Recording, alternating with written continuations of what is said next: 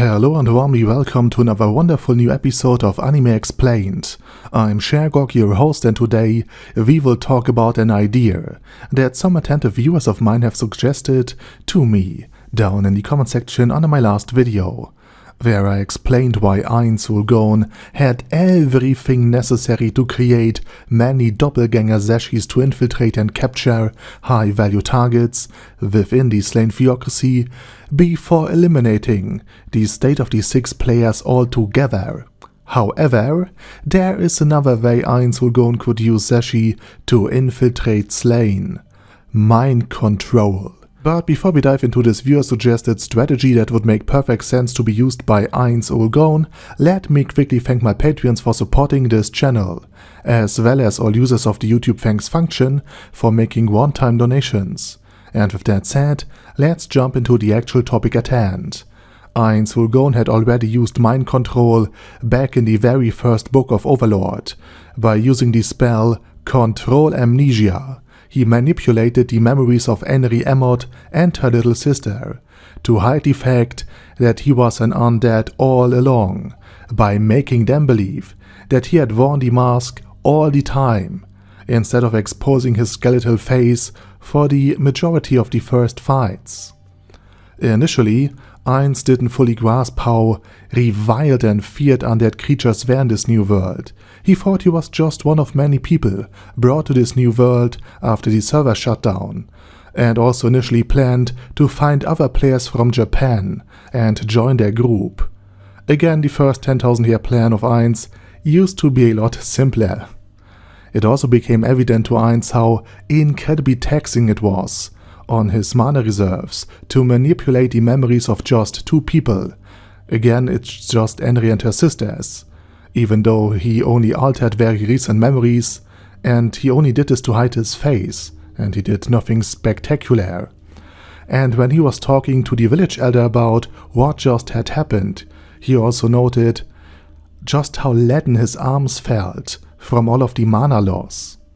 Now he wasn't just about to fall flat like Megumin after casting one of her iconic explosion spells, but even with his huge, overmaxed, and according to Albedo throbbing mana bar, he felt spent and exhausted, even after training extensively to dominate other people's mind, by practicing a great amount of time on Robert Dyke, a worker from the group of Foresight, to twist his personality and memories completely, so that he would finally worship a rock. Just a normal rock. Ainz could only glimpse a few memories of the entrance of the Dwarven Kingdom when he was finally reading through Zemburo Gugu's memory in the 11th novel. Even after all of this practice, he just couldn't find the one memory he was searching for, although at this point it was deeply buried within Zemburo Gugu's mind. And again, he just read the memory, he did not alter it. And all of this implies that Ainz Ooal couldn't easily manipulate all of Zeshi's memories, as it would take a considerable amount of time and effort. And at the end of the 16th volume, it seemed like Ainz couldn't wait to launch an offensive, showing just how eager he is to avenge Shelty's mind control. However, there's a middle ground between not manipulating Zeshi's memory at all and completely altering them. Ainz used this tactic already with Shizu Delta, so that if someone would dare capture her while she was out in the Holy Kingdom or inside or giving Nea head pats, this slight mind alteration would then completely doom her captors, even if Shizu Delta would confess all of the secrets of Nezuric. Because this slight mind alteration was done in order to confuse and misdirect any attackers, by providing false information about the Great Tomb of Nezuric. Because Ainz had subtly altered her memories, so that she wouldn't know where certain objects were, where certain people usually spent their time, and how the Great Tomb of Nezuric's internal layout is actually structured, and therefore any potential attacker who would just rely on informations of Shizu Delta would not know the true strength of Ainz Ooal's forces, his floor guardians, and his spells, and of course, they would only think that they could safely navigate the labyrinthian Great Tomb of Nezuric, and therefore they would run into every trap and ambush imaginable, believing it is the safest and most direct route to their goal. And therefore, based on this already established strategy, Ainz could send Zesshi back with false memories about Nezarec regarding troop strength, the strength of Ainz Ooal's floor guardians, and his belts.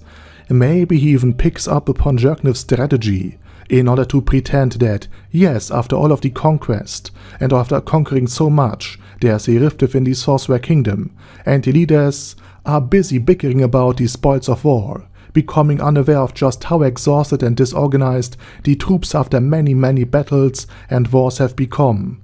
And maybe Zesshi also believes that yes, Ainz had already used his greatest spell, and can now only use super tier magic in 10 years again.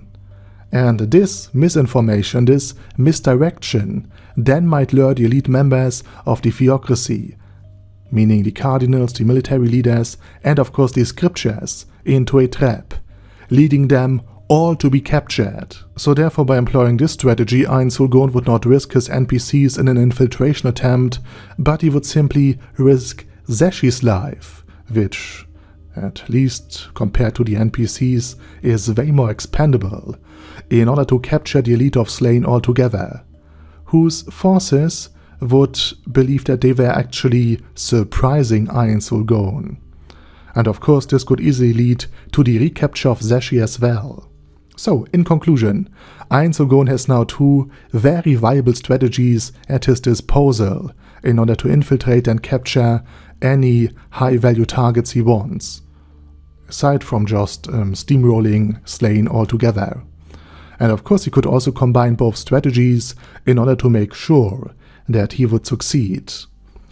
And now it's your turn. Do you like the strategy? Do you think it likely, or do you have more ideas on how Zesshi could be used to Nezarec's advantage?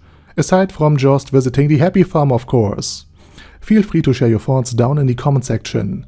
And with that said, I say thank you very much for watching, and special thanks to Arder Daddy Arder, Bad Guy Ye, Bad Burrito 316, Beezer, Ben C, Brandon D, Chrissy, Crowley 0221, Sia, Crystal Prime, Dead Slime, Death is Mercy, Deathless Dragonlord, Demon Xenomorph 1987, Devin Downen, Ding Dong, Dragonlord Plaxi du Saxophone, Duckwagon, Dunkler Krieger, Dystopia II, Enigmatic Unicorn, Feralchivan, Guy with That Head, Hector Marino, Hoss, Huster, Jacob G, Jana B, Jason,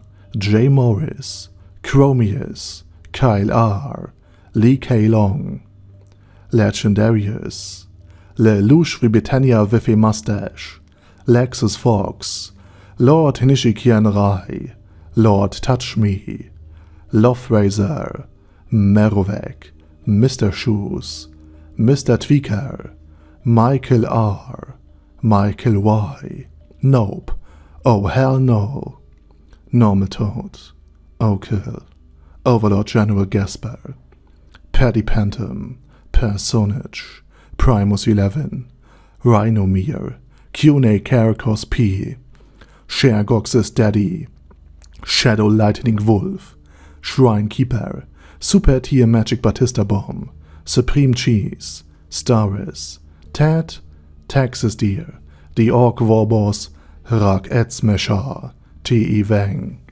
Vash Hawkeye, Vegito 27, Venture Fanatic, Wilhelm, Xenokai und Sonagon. Thanks guys. Anyway, have a nice day, and I hope to see you all again soon on my next video.